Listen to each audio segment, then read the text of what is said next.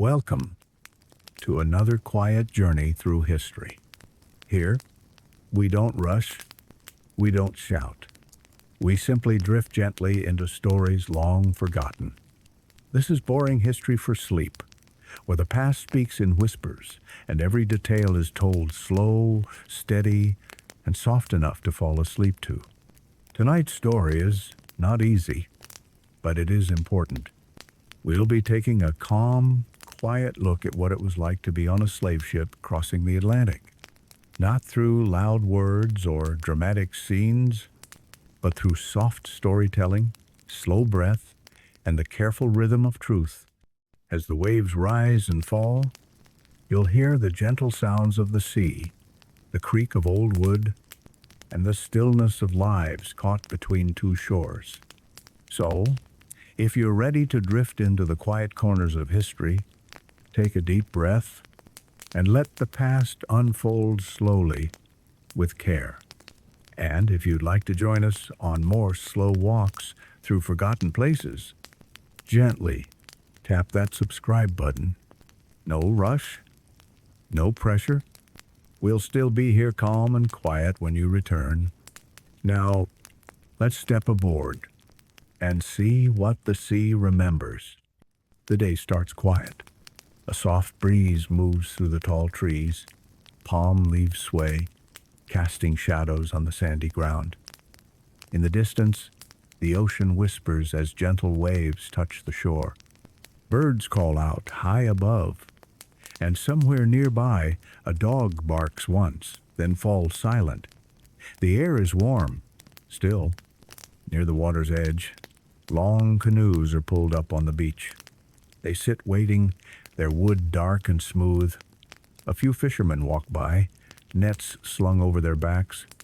They speak in low voices, but their words are lost in the wind. Children run and laugh in the distance, chasing each other in circles. It seems like any other morning, but not far from here, something different is happening. In a quiet clearing, people are gathering, not with smiles, not with laughter. They are not here by choice. Some have walked for days, taken from villages far away. Some are frightened. Others look too tired to feel anything. Their hands are tied, their feet are dusty. They are told to wait. A ship sits out on the water, large, heavy. Its sails are pulled tight. Men in strange clothes walk its deck, watching. They talk in a language most here do not know, but no words are needed. The meaning is clear. Soon the canoes will move again, not to fish, but to carry people out to the ship. For now, the shore is quiet. The birds still call. The wind still moves. The waves still roll in, gentle and endless. But something is changing. And once the ship leaves, the world will never be the same. It rocks gently on the slow-moving sea, pulled by the soft rhythm of the tide. Its wooden sides are tall and dark, worn from many journeys. Thick ropes stretch from the masts, and the sails hang loose for now, folded like sleeping wings. From the shore, it looks like a resting beast, quiet, but full of purpose. Seagulls circle above. They cry out from time to time, breaking the stillness. On the deck, a few men move slowly, sailors in rough shirts and wide hats. Some lean against the rails, chewing on dried meat. Others mop the deck or check the cargo ropes. Their movements are practiced, slow, without urgency. But the ship is not empty. Below deck, inside the belly of the vessel, changes have already begun. The crew has built wooden platforms, long rows of them, low to the floor, just enough space to lie down. Barely enough room to turn. Iron chains lie ready, some already bolted in place. Barrels of water are stacked nearby, buckets, rags. A strange heavy smell begins to rise. Wood, salt, rust, and something else, something human. The captain stands near the wheel. He watches the horizon. then the shoreline, then the harbor path. He does not speak, he simply waits. Far off, on the edge of the beach, movement begins. A slow line of people, some walking, some stumbling, some carried. They are coming toward the canoes. The crew sees them too. One sailor spits into the water, another straightens his shirt. They know what happens next. The ship is almost ready. The wind is steady. The tide is right. It will not be long now. The ship waits quietly, calm before the storm. Down the winding path from the trees, a line of people begins to move. Slowly, step by step, their feet drag in the warm sand. The air is quiet now. No more birds, no more children laughing. Even the waves seem softer as if holding their breath. Some of the people walk with heads down. Others glance around, confused. A few carry nothing but their names in their hearts. Most do not speak. Their hands are tied, and their eyes hold stories that have no words. The canoes wait at the edge of the water. Men with rifles stand nearby. They motion toward the boats. People are helped in or forced. It depends on who can stand and who cannot. One child begins to cry. The sound is small, but sharp. It is hushed quickly. Canoes are pushed out into the water. Oars dip quietly. The sea carries them forward, toward the dark ship. The crew on deck looks down. They see the first canoe arrive. They lower a rope ladder.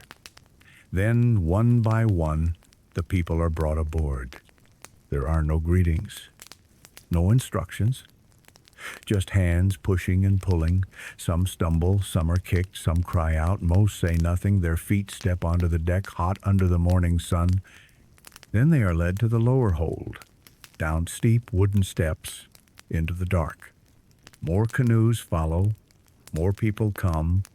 The ship creaks under the weight of it all. This continues for hours. By the end of the day, the deck is wet with seawater, sweat, and silence. The last canoe leaves the beach behind. The ship, once empty, is now full, not of goods, not of gold, but of people, packed tight, chained, waiting, and the ocean stretches wide ahead. The stairs leading down are steep, narrow, and slick with damp air. The ceiling is low, so low that no one can stand. The space feels more like a crawl space than a room. A long, narrow tunnel made of wood. It smells like seawater, old timber, sweat, and fear. There are wooden shelves built along both sides, not for storage, but for people. Each shelf is only a few feet wide.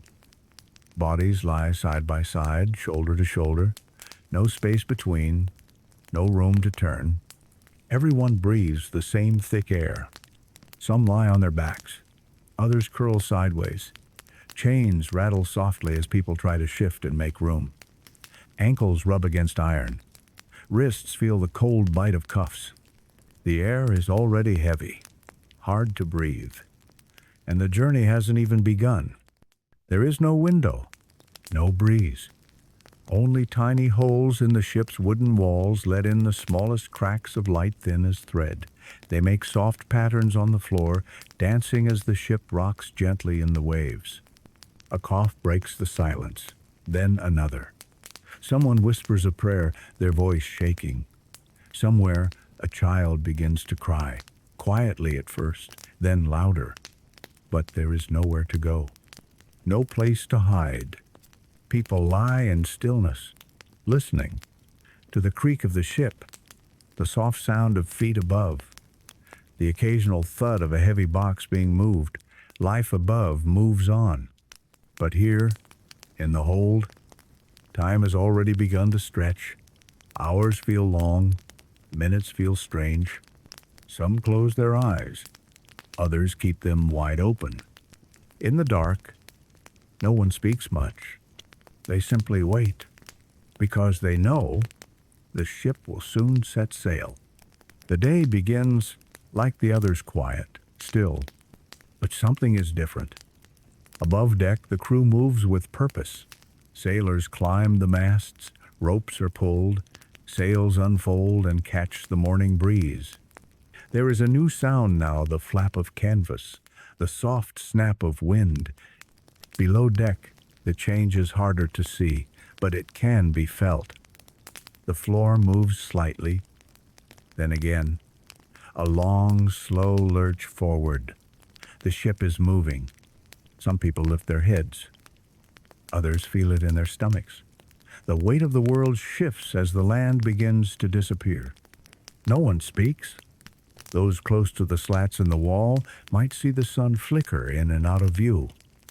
Others hear the waves against the sides of the ship, stronger now, more insistent.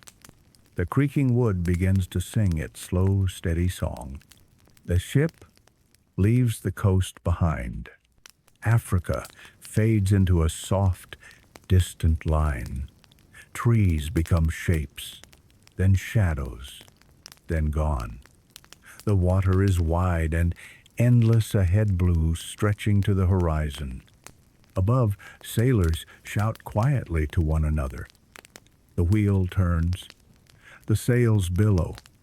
The captain studies the map in his cabin, drawing a line across the sea. Below, no maps exist.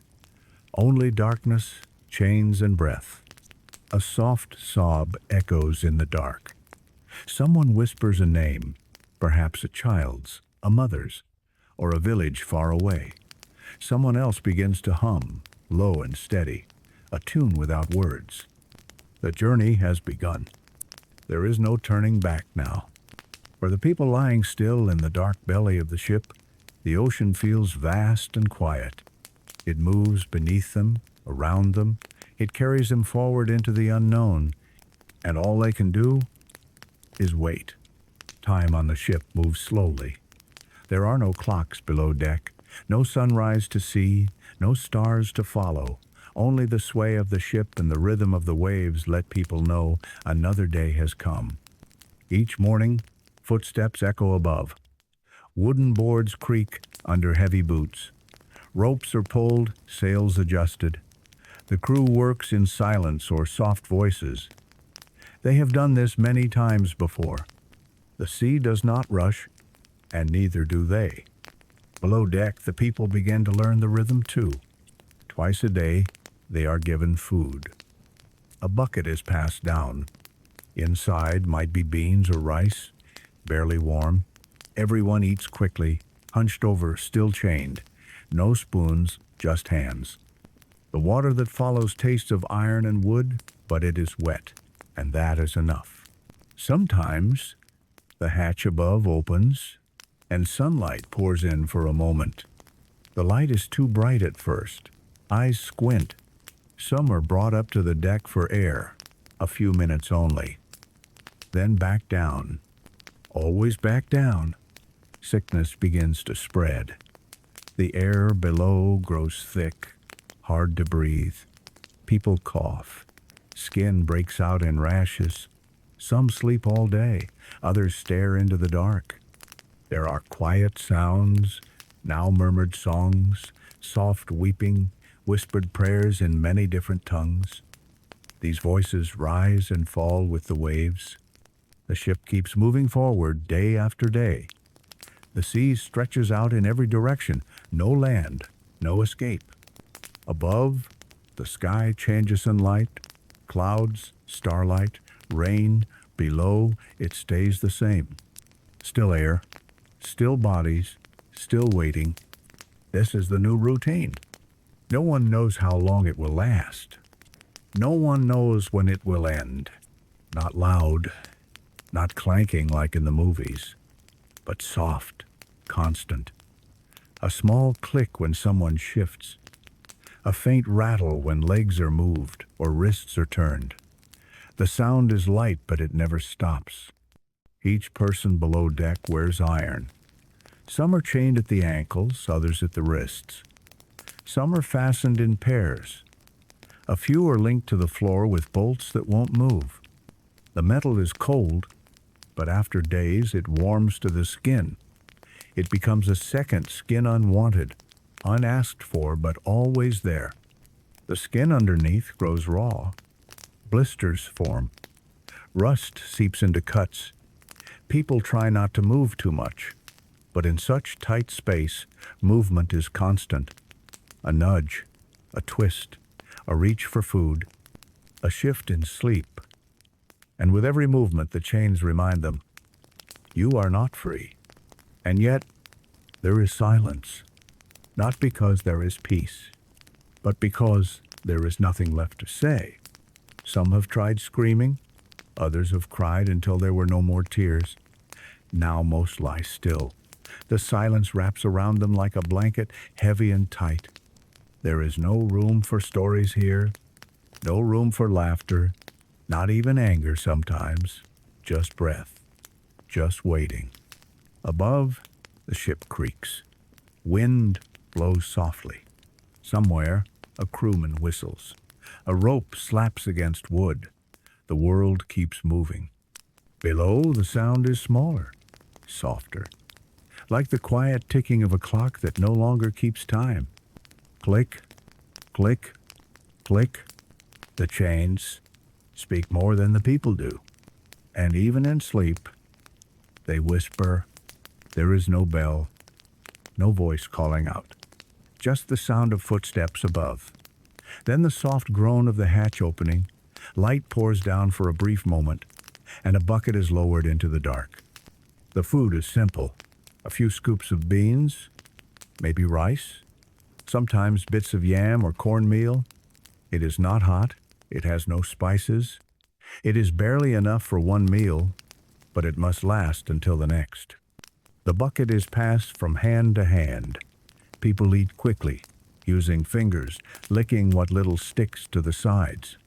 There are no bowls, no plates, just hands and hunger. Beside the food is a second bucket. This one holds water.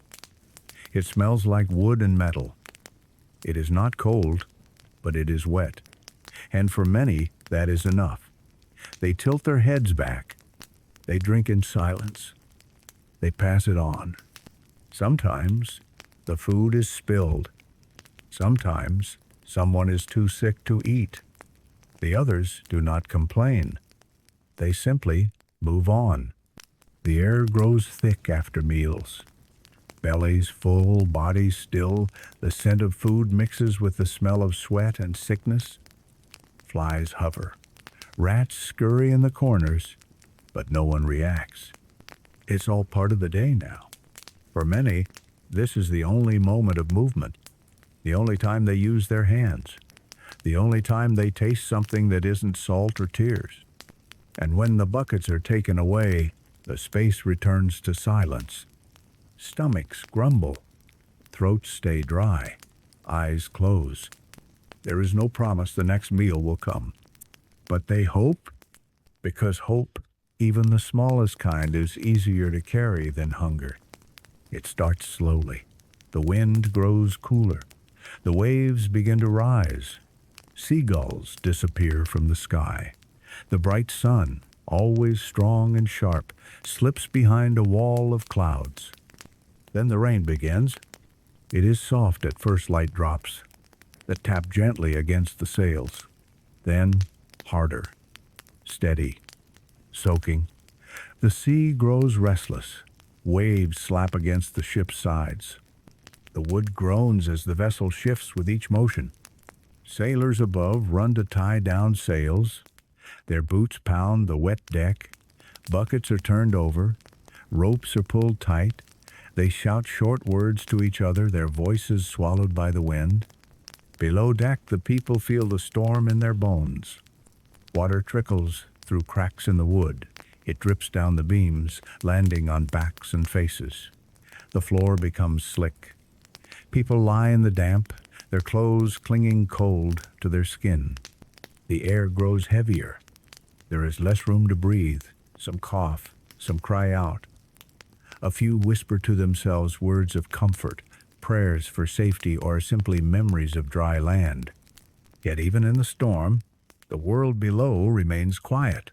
There is no escape from the dark, no view of the sky, only the sound of rain tapping on wood, the drip, drip, drip of water finding its way down, and the soft moan of the ship riding the waves. For a moment, the ocean feels louder than before, wilder, but it passes. All storms pass. When the rain slows, the sailors loosen the ropes. Water is pushed off the deck. The ship steadies itself again. Below, people shiver in silence, and the sea, wide and deep, continues to carry them forward. Above deck, the sky turns from blue to orange, then purple, then black. The last light fades quietly, sinking into the sea. Stars begin to appear slowly, one by one, until the sky is full of them. A sailor lights a lantern, then another. Small golden flames flicker in the wind, casting soft halos on the wooden boards. The ship creaks gently, ropes sway. The sails hang still, resting until morning. Below deck, the darkness is deeper. There are no lamps here, no starlight, just shadows, thick and endless. The air is warmer now, heavier. The space feels smaller at night, as if the walls have closed in. People lie pressed together, breathing quietly. The sounds of the day, the footsteps, the buckets, the murmured prayers grow quiet now. Some whisper to the darkness. Others close their eyes and try to forget where they are. Every now and then a baby cries, a cough echoes, a chain shifts, but mostly it is still. For some, sleep comes easily. Their bodies are tired, their minds worn out. For others, sleep is hard. They stare into the black, wide awake, listening to every creak and sigh of the ship. Dreams are strange here. Some dream of home green trees, wide rivers, soft voices. Others dream of walking free, without chains, without fear. But dreams are short. The air is too warm, the floor too hard.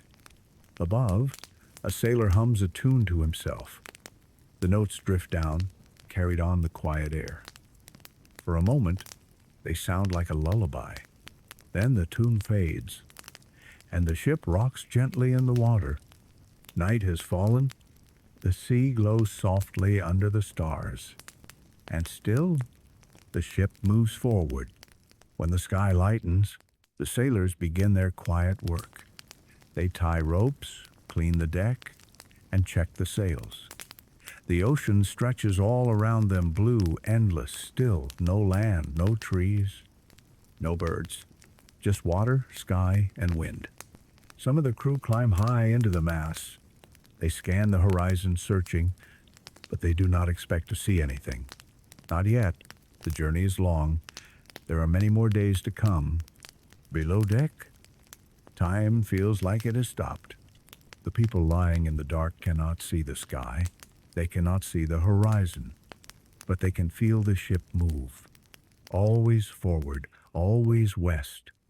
The slow sway of the waves becomes part of their bodies, a rhythm that never ends. Once in a while, someone is brought up for fresh air. Their eyes blink against the sunlight. They squint at the open sea. It is beautiful in a way, calm, quiet, but it is also frightening. There is no shore, no sign of rescue, only the great open ocean and a ship too far from anything to reach. A few people stare out for as long as they're allowed. They watch the line where the sea touches the sky. Some hope to see land. Others imagine what lies beyond that line. A home, a memory, a better world. Then the moment ends. They are led back down the stairs into the dark. Above, the captain makes notes in his journal. Wind speed, distance, conditions. Below, no one keeps track of days. They are measured only in hunger, in sleep, in silence. The horizon never changes. But the ship keeps sailing, and the people keep waiting. The room is small but neat. A table is bolted to the floor. A lantern hangs from the ceiling, its flames swaying gently with the ship. Maps are spread out across the table. Ink bottles sit beside a long leather-bound book. This is the logbook. Each morning, the captain opens it and begins to write. His pen scratches softly across the page. The letters are neat, controlled.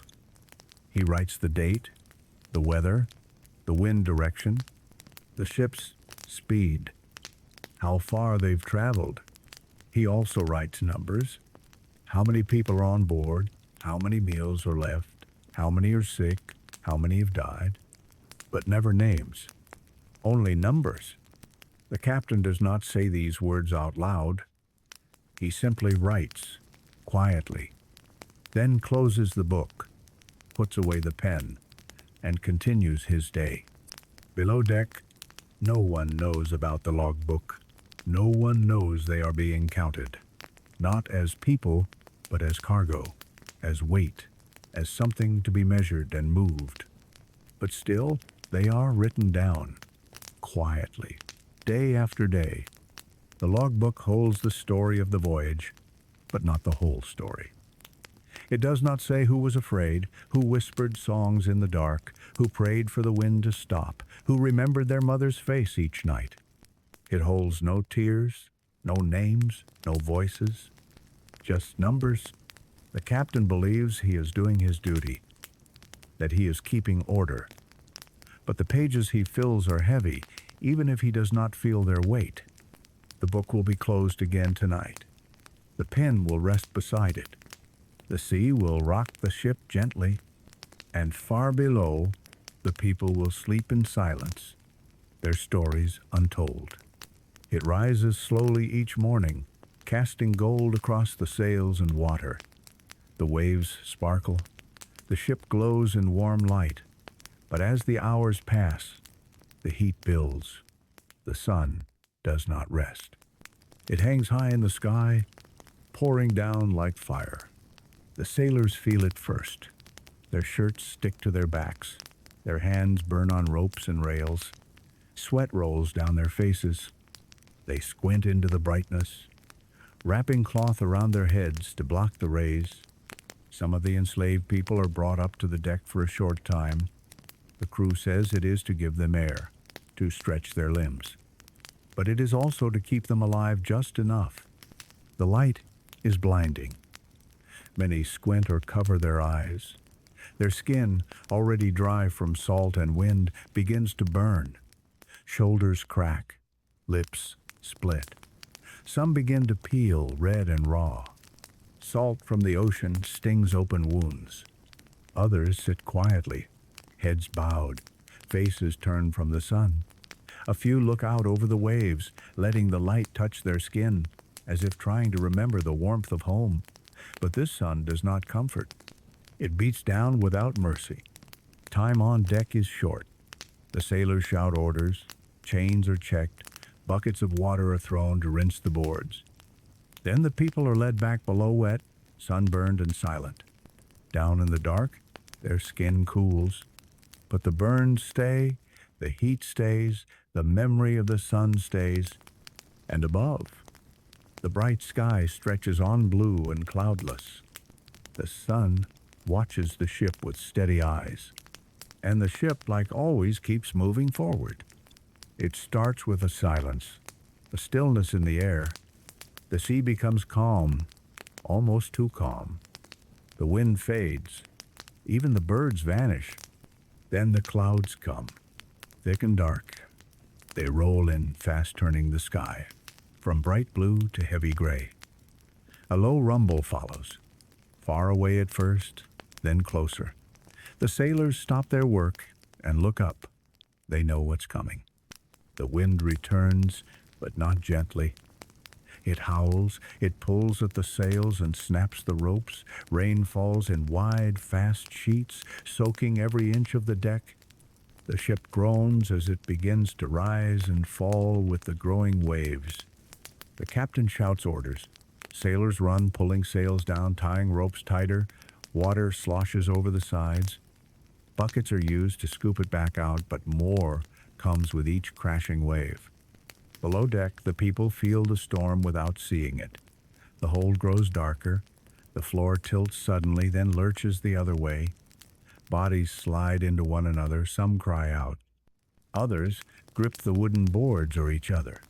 Chains scrape against wrists and ankles as the ship rocks harder. Water drips through cracks. The smell of damp wood and fear fills the space. Some pray. Some sing in low voices, holding on to rhythm like a rope. Anything to stay steady in the chaos. Then, slowly, the storm begins to pass. The thunder fades. The waves shrink. The wind softens. Rain becomes a drizzle, then stops. Above, the crew begins to move normally again. They untangle ropes, mop the decks, patch what was broken. Below, the people lie still, breathing hard. The storm is gone, but its memory stays in the bones. The ship sails on, and the sea, once wild, grows quiet again. Not because of peace, but because someone is missing. In the cramped darkness below deck, it's easy to notice when a body no longer moves, a chest no longer rises, a face no longer blinks. Sometimes they pass in the night without sound, without struggle. Other times they go slowly. Breathing gets weaker. Eyes stop focusing. Words fade into murmurs. Then nothing. The others notice, but they don't say much. There is no room for tears, no space for mourning. Grief is silent here. It travels from one body to another like a heavy wind, pressing into the skin but not spoken aloud. When the crew finds out, they come down with a cloth. The body is lifted carefully, without ceremony. It is wrapped head to toe in whatever fabric is available. A sack, a sheet, an old sail. Then it is carried up to the deck. The sun is bright, but no one looks up. The sea is calm, but no one listens. The body is placed at the edge of the ship. No name is said, no prayer is offered, no goodbyes. Just a quick motion and the body slips into the water below. A splash, a ripple, then the ocean closes over it. There are no graves out here, no markers, just the endless sea. Below deck, people lie quietly. Some close their eyes and picture the face that is gone. Others stare at the ceiling, wondering if they will be next. Some feel numb. Others feel guilt for surviving another day. But still, the ship moves forward. The crew gets back to work. And life, if it can be called that, continues. The sea has taken one more, and the rest wait in the dark. Each day follows a pattern, a rhythm, a list of tasks that repeat again and again. The crew follows it without question. It helps pass the time. It keeps things in order. In the early morning, sailors scrub the deck. They throw buckets of seawater across the boards. Then they take long brushes and sweep back and forth, removing dirt, blood, waste, and whatever else the night has left behind. The wood creaks beneath their feet. The salt water stings their skin, but they do not stop. Below deck, the people are forced to move whether they want to or not. Some are brought up to wash. Others are made to stretch or shuffle in place. The crew calls it exercise, but it is not for the sake of health. It is to keep them alive, just barely, so they can survive the journey. The smell in the hold is hard to describe. Sweat, sickness, salt, it clings to everything. The crew throws down buckets. People must clean their own space if they are able. If not, the mess stays. The same food comes at the same time, the same weak water, the same silence. Routine becomes a strange kind of comfort. It tells the people the day is moving. That time still exists, that they are still here. But it is also a cage. Each day feels like the last. There is no end in sight.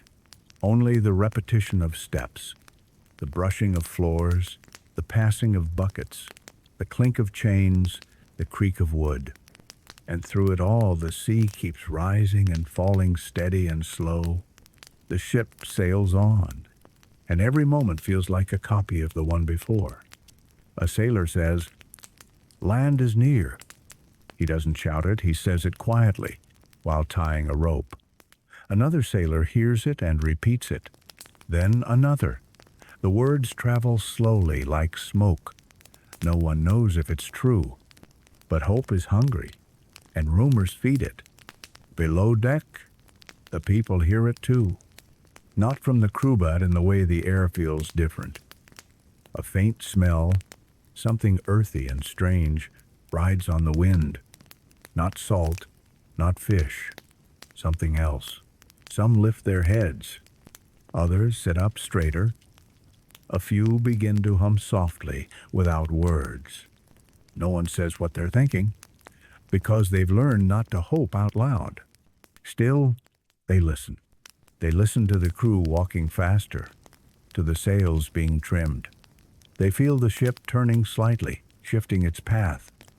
And some think they hear birds, new ones, chirping in the distance. Could it be true? Could there really be land? But hours pass. Then a day, then two, and the water stays the same. The crew offers no answers. The captain says nothing.